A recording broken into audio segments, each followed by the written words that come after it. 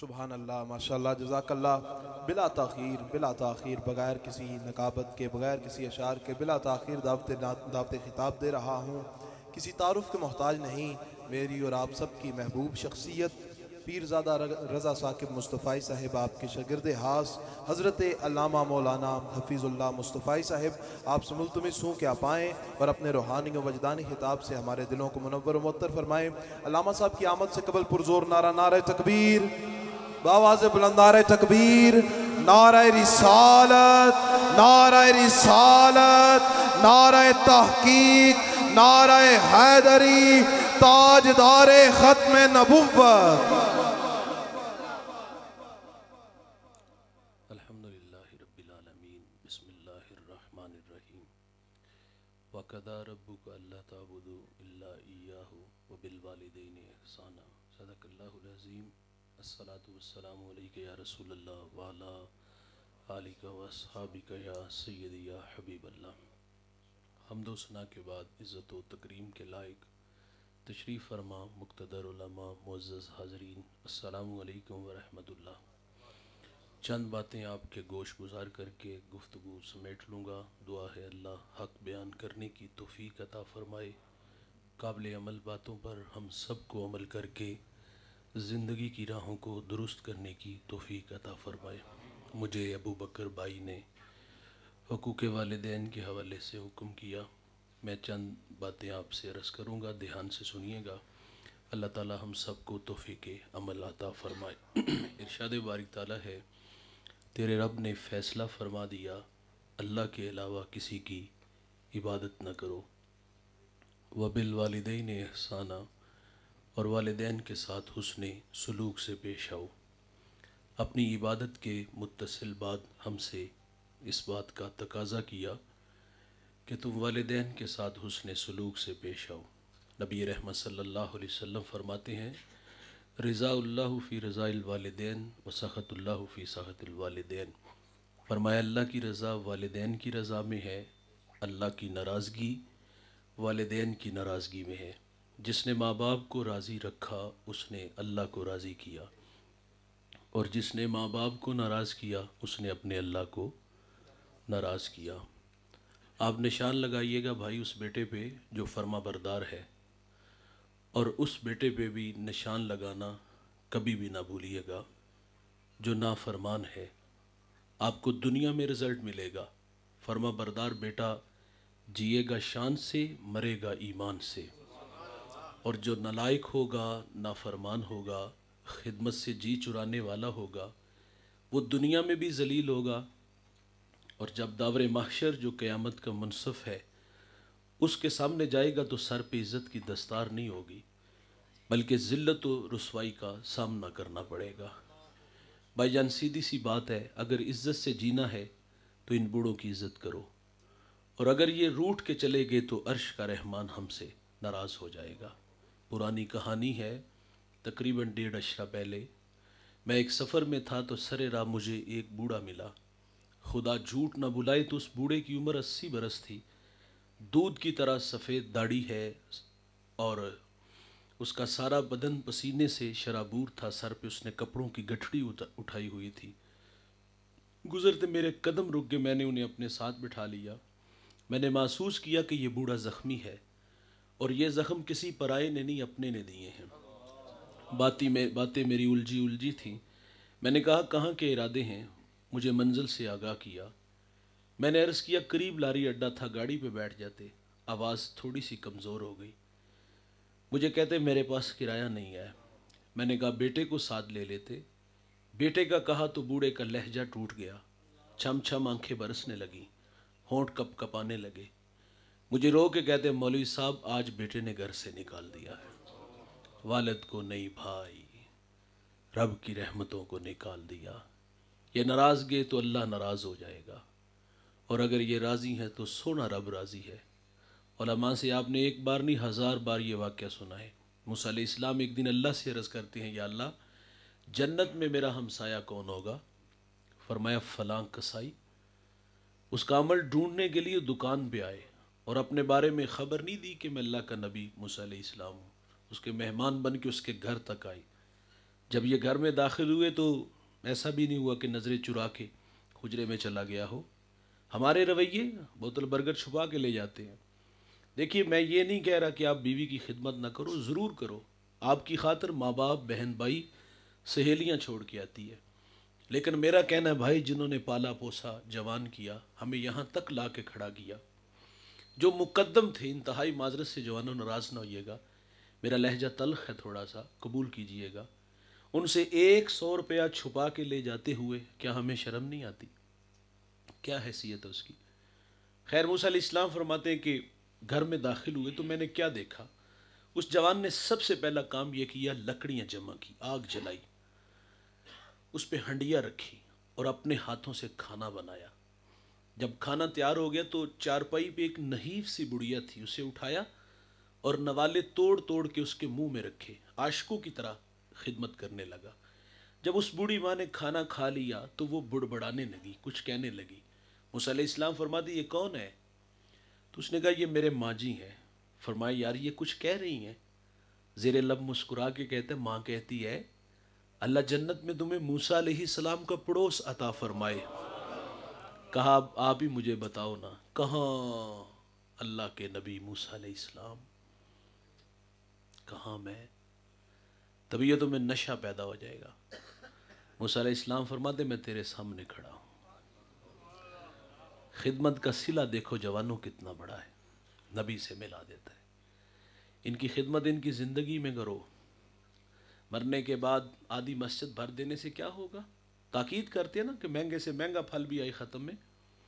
بھائی جان ڈاکٹر صاحب نے ہمیں 2 ماہ پہلے کہا تھا انہیں اچھی غذا کی ضرورت ہے، وہاں شاپر چھپا کے لے جاتے تھے. آج انواع و اقسام کے کھانے پھل مسجد میں لا کے مسجد بھر دی. زندگی میں کھلاؤ نا. آپ دیکھتے جب قبرستان ہم جاتے ہیں تو جوتے اتار کے جاتے ہیں، باہر ہی اتارتے ہیں، اور وہاں سے واپس پلٹتے ہوئے الٹے قدم آتے. کاش کہ یہ ادب ہم نے زندگی میں کیا ہوتا. زندگی میں کبھی ہم نے ان کے پاس بیٹھنا بھی گوارا نہ کیا. قدر کرو بھائی، یہ دوبارہ نہیں آئیں گے. سچی بات ہے، آپ زندگی سے راستہ مانگو گے، زندگی آپ کو راستہ نہیں دے گی. آج آپ کے پاس وقت ہے، ان کی قدر کرو. اور یہ جو ماں باپ ہوتے ہیں نا دوست، یہ بوڑھ کے درخت کی طرح ہوتے ہیں. میرا تعلق ایک دیہات سے ہے. ہمارے دیہاتوں میں جب لائٹ چلی جاتی تو ہم 4 پہیاں اٹھا کے بوڑھ کے درخت کے نیچے آ جاتے. گنا ہوتا ہے نا اس کا سایہ، نیچے بیٹھنے والے آسودگی محسوس کرتے. لیکن یہ احساس نہیں ہوتا جو نیچے بیٹھے ہوتے ہیں نا کہ اس درخت نے اپنے اوپر دھوپ کتنی برداشت کی ہے، کتنی دھوپ برداشت کر کے ہمیں ٹھنڈا سایہ دیا. قدر نعمت زوال نعمت کے بعد ہوتی ہے. اس درخت کی قدر اس وقت ہوتی جب کاٹ لیا جائے، ہٹا لیا جائے. مجھے بتائیے گا جہاں کبھی شجر تھا، لائٹ چلی جائے، آپ 4 پہیے اٹھا کے وہاں لا کے رکھو، آسودگی ملے گی؟ دیوار کا سایہ ڈھونڈو گے، آسودگی نہیں ملے گی. ماں باپ جوانوں بوڑھ کے درخت کی طرح ہوتے ہیں. یہ سارے زمانے کے دکھ، آزمائشیں، تکلیفیں اپنے اوپر لے لیتے ہیں، لیکن اپنی اولاد کو تتی ہوا نہیں لگنے دیتے.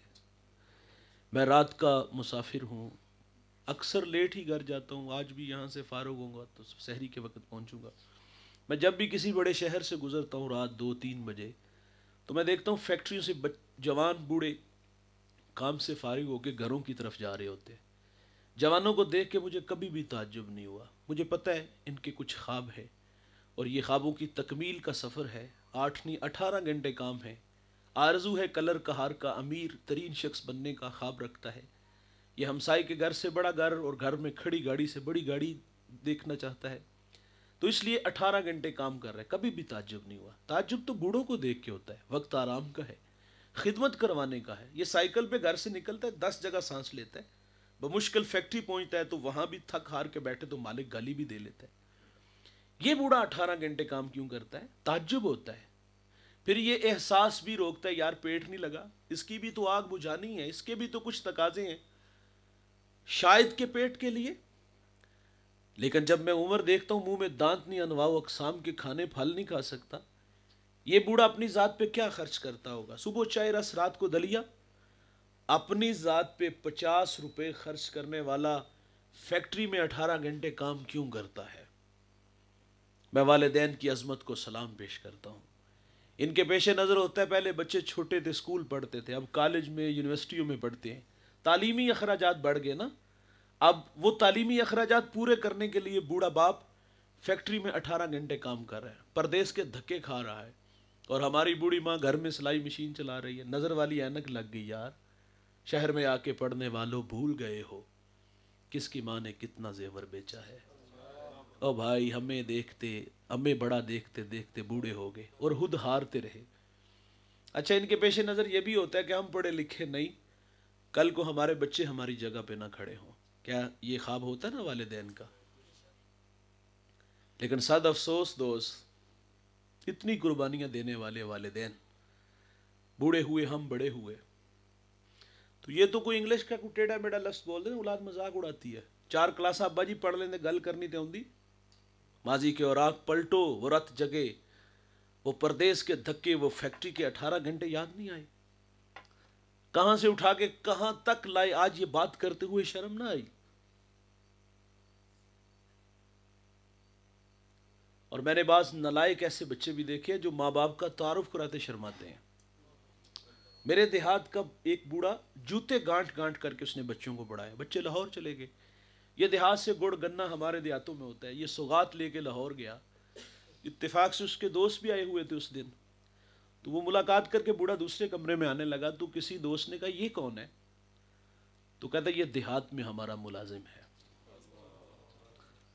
ماں باپ ہماری خدمت نوکروں کی طرح کرتے ہیں, لیکن نکمی اولاد کو تو نوکر نہیں سمجھنا چاہیے یار.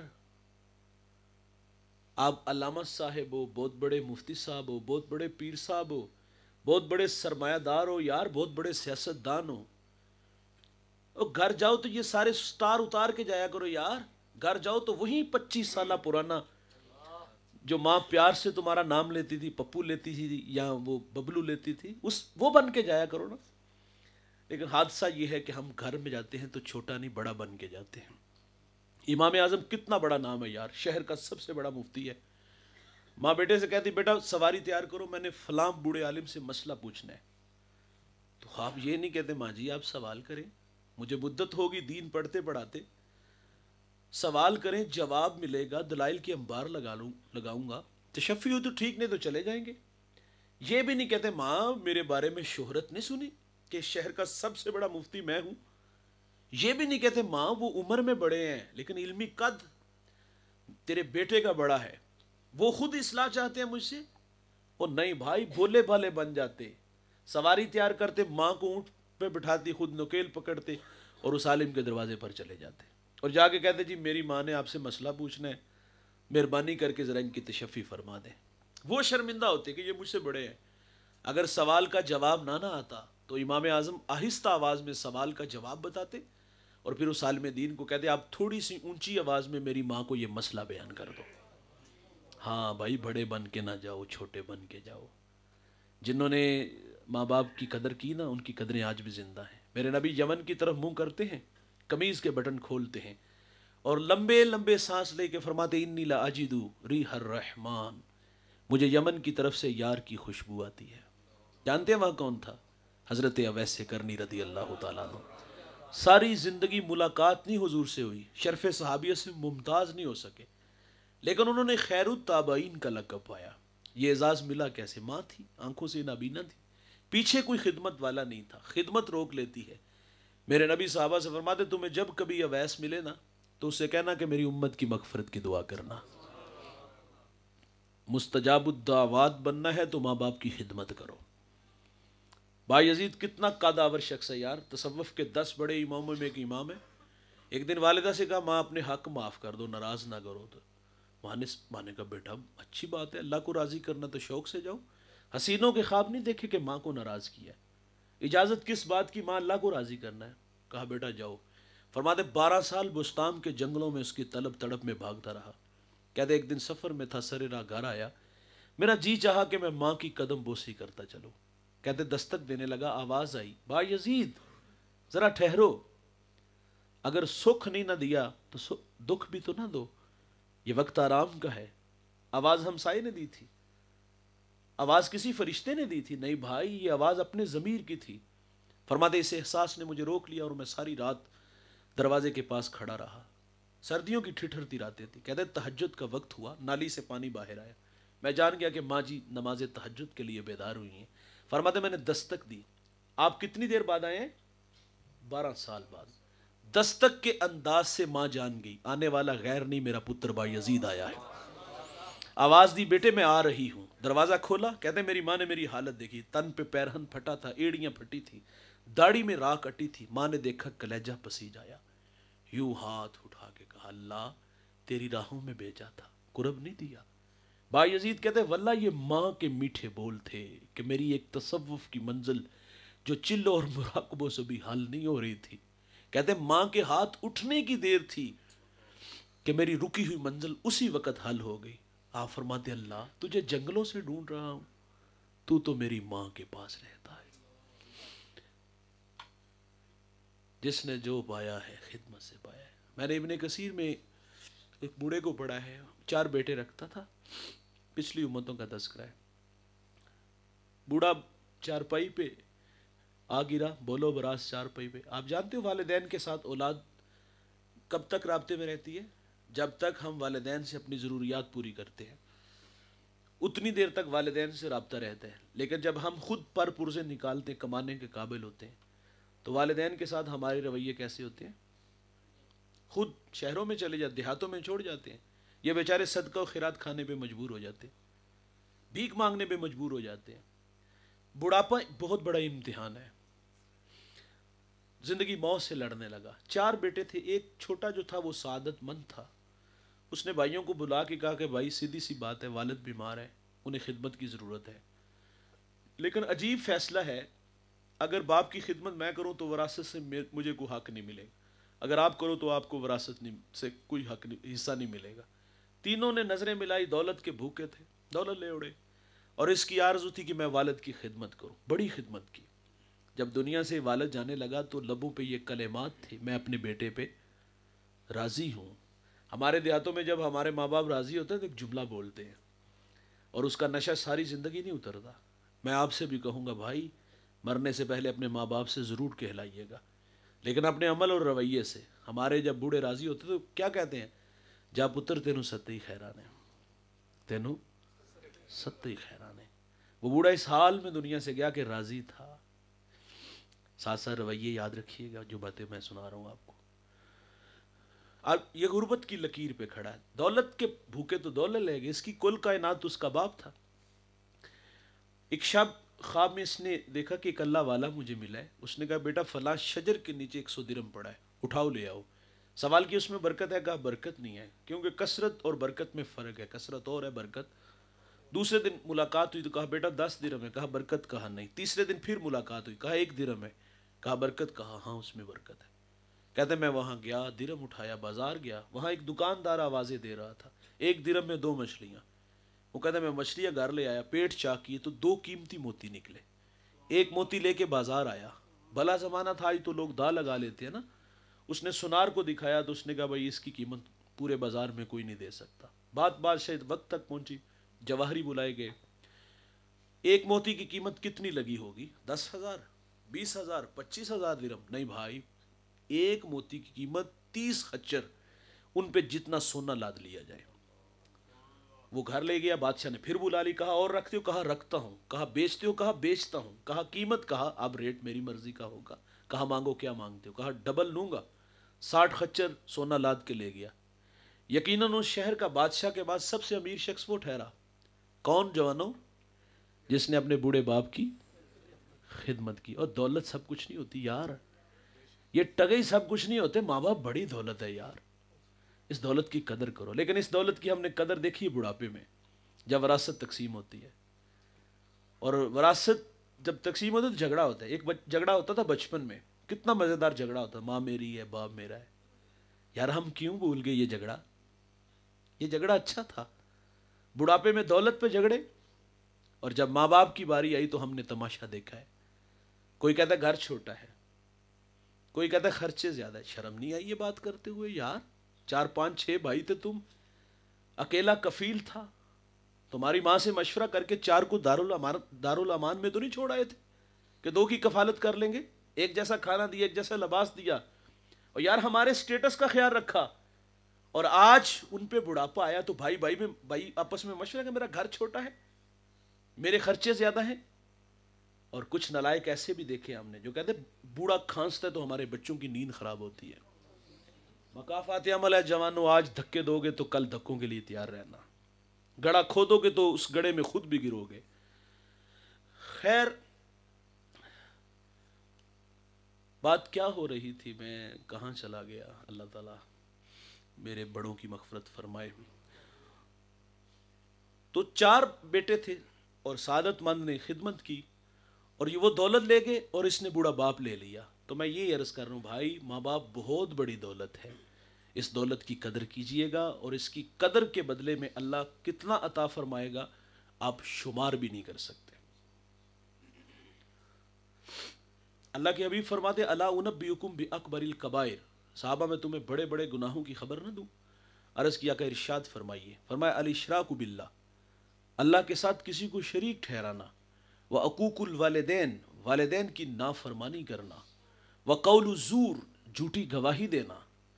بڑے گناہوں میں جوانوں ایک گناہ ماں باپ کی نافرمانی ہے. یہ ترمذی کی روایت ہے، ابو ہریرہ راوی ہیں، باب الفت میں یہ روایت موجود ہے.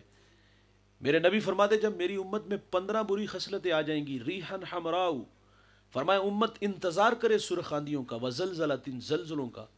فرمایا انہیں زمین میں دنسا دیا جائے گا اور آسمان سے بھی تابڑ توڑ حملے ہوں گے. وہ 15 بری خصلتیں کون کون سی ہیں؟ فرمایا عزت تخذ الفیء دولا، فرمایا جب حکمران طبقہ سرکاری خزانے کو دونوں ہاتھوں سے لوٹنا شروع کر دے گا. والامانۃ مغنما، جس کے پاس امانت رکھی جائے گی ذاتی مال سمجھ کے ہڑپ کر جائے گا. والزکاۃ مغرما، مالدار لوگ زکوٰۃ دینا چھوڑ دیں گے. وتعلم لغیر الدین، علماء دین دنیا کے طلبگار بن جائیں گے. واطاع رجل امرأتہ، آدمی بیویوں کے فرما بردار ہوں گے. واق امہ، ماؤں کے نافرمان ہو جائیں گے. وادنی صدیقہ، دوست کے ساتھ حسن سلوک سے پیش آئیں گے. واقصی اباہ، باپ کے ساتھ بدسلوکی کریں گے. وشربت الخمور، شرابیں عام ہوں گی. اس امت کا اول آخر پہ لان تان کرے گا. پھر کیا ہوگا؟ سرخ آندھیاں چلے گی، زلزلے آئیں گے، زمین میں دنسا دیا جائے گا. کب جوانوں؟ جب ماں باپ اولاد کے رویوں سے دکھی اور نالا ہوں گے تو پھر رحمت خداوندی اس قوم کے بیٹوں سے ناراض ہو جائے گی، اور ناراضگی کا اظہار کبھی سرخ آندھیاں، کبھی زلزلے، کبھی زمین میں دنسا دیا جائے گا. ایک صحابی نے حضور سے عرض کیا حضور قیامت کب آئے گی، کوئی نشانی ارشاد فرما دیں. تو میرے نبی فرماتے جب مائیں ذلیل ہو جائیں گی. یہ گھر گھر کی کہانی ہے دوست، گھر گھر کی کہانی. میرے ایک ملنے والے ہیں، بوڑھے ہیں، ملاقات ہوئی تو میں نے آنکھوں میں آنسو دیکھے. میں نے کہا خیریت؟ تو مزید پھونٹ پھونٹ کے رونے لگے. تو میں نے انہیں دلاسا دیا، میں نے کہا کچھ بتائیں تو صحیح. مجھے کہتی آج بیٹے نے منہ پہ تھپڑ مارا ہے. اس بڑھیا نے میرا ہاتھ پکڑ کے سر پہ رکھا، یقین جانو قریب تھا کہ پھٹ ہی جاتا. میری 1-2 ہفتے بعد دوبارہ ملاقات ہوئی تو میں نے انہیں پھر آپ دیدہ دیکھا. میں نے کہا ظالم نے پھر مارا ہے؟ مجھے کہتے اس نے کچھ نہیں کہا، تیری باتوں نے دکھی کیا ہے. میں نے کہا میں نے آپ کو کیا کہا؟ تو مجھے کہتے میں نے تیری یہ باتیں سوشل میڈیا پہ سنی ہیں، بہت سارے لوگ تیرے سامنے بیٹھے تھے. تو میرا دل خوف کھانے لگا، ڈوب گیا کہ اتنے لوگوں میں سے کسی نے میرے بیٹے کو بد دعا نہ دی ہو. میں نے کہا ظالم تو تھپڑ مارتا ہے اور وہ تیری زندگی کی بھیک مانگتی ہے. یہ ہے ماں باپ. جنوبی پنجاب سے ایک صاحب نے کال کی، کہتے مولوی صاحب مشورہ کرنا ہے آپ سے. میری ماں جوانی میں بیوہ ہوئی، اکیلا ہوں، کوئی بہن بھائی نہیں. اس بات کا احساس ہے ماں کے احسان میرے کندھوں پہ بڑے ہیں. لوگوں کے گھروں میں برتن مانج کے، جھاڑو دے کے اس نے میری پرورش کی. آج میں بڑا ہو گیا ہوں، شادی شدہ ہوں، گھر میں نو ساس کا جھگڑا ہے. تو مجھے کہتا آپ مجھے کوئی راستہ دکھائے، میں کیا کروں؟ میں نے کہا بھائی در گزر کرو، گھر والی کو بھی سمجھاؤ نا، جس طرح پیچھے ماں باپ چھوڑا ہی ہو، یہ بھی تو ماں باپ ہے. کوئی اور نہیں کہ میں مشورہ دوں کہ کسی اور بھائی کے پاس چلی جائیں. تو مجھے کہتا ہے میرے ذہن میں ایک ترکیب آئی ہے کہ میں اپنی ماں کا نکاح نہ کر دوں. میں نے کہا عمر کتنی ہو گئی؟ کہتا 60 سال. میں نے کہا ظالم جوانی تو تیرے نام لگا دی، اور جب اسے سہارے کی ضرورت تھی تجھے سہارا سمجھتی رہی، اور آج تو اس کو گھر سے نکال رہا ہے. بھائی جان ان کے سینے سے لگ جاؤ، انہیں دیکھ کے رستہ نہ بدلا کرو. دوست کو دیکھ کر باہیں پھیلاتے ہو، باپ کو دیکھ کے رستہ بدلتے ہو، ماں کو گالی دے لیتے ہو، گھموار کہہ لیتے ہو. آج مرنا جینا بند ختم کر لیا، میں مر گیا تو میرے جنازے پہ نہ آنا. آپ مر گئے تو میں نہیں آؤں گا، یہ اولاد کہہ رہی ہے. آج کہتے مرن تو جمن تو لے کے مرن تک جڑا میرا احسان کیتا ہے حساب لے لو. یار یہ شرم نہ یہ باتیں ہمیں کرتے ہوئے. آج وقت ہے آپ کے پاس بھائی، آج ان کے قدموں سے لپٹ جو، کل قبر کے ساتھ لپٹ کے رونا پڑے گا. تو یہ بہت بڑی دولت ہے. میرے نبی نے فرمایا نا جنت تمہاری ماں کے قدموں تلے ہے. اور پھر عملاً میرے رسول نے کر کے بھی بتایا. مصلی امامت ہے. میں گفتگو سمیٹ لیتا ہوں، میرے بعد میرے بھائی آگے، اور انشاءاللہ آپ سے وہ تھوڑی دیر بعد آپ کو خوبصورت کلام سنائیں گے. تو میرے یہ 5-7 منٹ کی گفتگو ہے. میرے نبی صلی اللہ علیہ وسلم مصلی امامت پہ کھڑے ہیں اور تا حد نظر اصحاب ہیں، اور حضور کی آنکھوں میں آنسو آ گئے. حضور کی آنکھوں میں آنسو کیوں آئے؟ حضور کو ماں یاد آ گئی. یہ مکی دور نہیں، یہ مدنی دور ہے. یہاں آداب کی آیتیں اتر چکی ہیں، یہاں صحابہ کتار اندر کتار کھڑے ہیں. حضور کی آنکھوں میں آنسو آئے ماں کو یاد کر کے. بھائی جان مثال سے عرض کروں گا، دکھوں کا دور جس نے دیکھا ہونا، خوشحالی آئی تو انسان آرزو ضرور کرتا کہ کاش کہ میرے ماں باپ بھی ہوتے تو یہ بہار دیکھتے. میں اور آپ اپنا اپنا ماضی دیکھ لیں تو ہمارے ملتے جلتے ماضی ہیں، کہ کبھی اچار سے روٹی کھا لیتے تھے، ایک وقت کا ہوتا تھا ایک وقت کا ہوتا نہیں تھا. ہم تو وہ لسی میں نمک مرچ ڈال کے اس کو بھگو کر کے اس سے بھی کھا لیتے تھے. تو آج دسترخوان پہ انواع و اقسام کے کھانے پھل ہے. دل کرتا ہے نا یار کاش کے وہ ہوتے تو یہ بہار بھی دیکھتے. کبھی کوئی گلی محلے میں نہیں جانتا تھا بھائی، رشتہ دار ہی نہیں پہچانتے تھے یار. آج پوری دنیا میں شہرت ہے. آرزو کرتے انسان کاش کے ماں باپ ہوتے. کبھی پاس سائیکل نہیں ہوتا تھا، آج جہازوں کے سفر ہیں. کاش کے ماں باپ ہوتے. میں قبلہ کے پاس تعلیم حاصل کرنے آیا 1997 کو. تو میری ماں نے ثاقب صاحب کو کہا کہ میری آرزو ہے کہ جس طرح آپ لوگوں کو اللہ رسول کی باتیں سنا یہ بھی سنایا کرے. یہ خواب تھا جو انہوں نے دیکھا اور میں اس کی تکمیل کے لیے دوڑا. 2 سال بعد اللہ کو پاس وہ چلی گئی. ہم راضی بر رضا ہیں، سب نے چلے جانا ہے، لیکن مرنے والے یہ بات کیا جانے جینے والوں پہ کیا گزرتی ہے. اپنوں کے بغیر زندگی بڑی ادھوری ہوتی ہے. وہ تو چلی گئیں اور خواب دیکھا تھا انہوں نے، اور میں ان راہوں کا مسافر آج بھی ہوں. صبح سے شام اور شام سے صبح تک ہم حضور کے نغمے پڑھتے ہیں، لیکن کبھی کبھی دل میں یہ شوق اور یہ خیال آتا ہے کہ کاش کہ میری بھی ماں ہوتی تو میں اللہ رسول کی باتیں سناتے، وہ پردے میں سنتی تو قد کتنا بڑھتا. یہ انسانی فطرت ہے، وہ آرزو کرتا ہے. میرے ایک دوست نے گاڑی لی، میں نے مبارکباد دی تو بے اختیار آنکھوں میں آنسو تھے. میں نے کہا خوشی کے ہیں یا ماضی کی تلخیاں؟ وہ کہتا ہے ایک زمانہ تھا ماں بیمار ہوگی اور میرے پاس اتنے پیسے نہیں تھے میں ماں کو گاڑی پہ بٹھا کے ہاسپٹل لے جاتا. وہ کہتا ہے ماں کو گدھا گاڑی پہ بٹھایا اور ماں راستے میں ہی زندگی کی بازی ہار گئی. وہ کہتا ہے سب کچھ ہے، ماں نہیں ہے. اللہ اکبر. حضور کو ماں یاد آ گئی. ماں کب بچھڑی؟ 6 سال عمر تھی میرے نبی کی.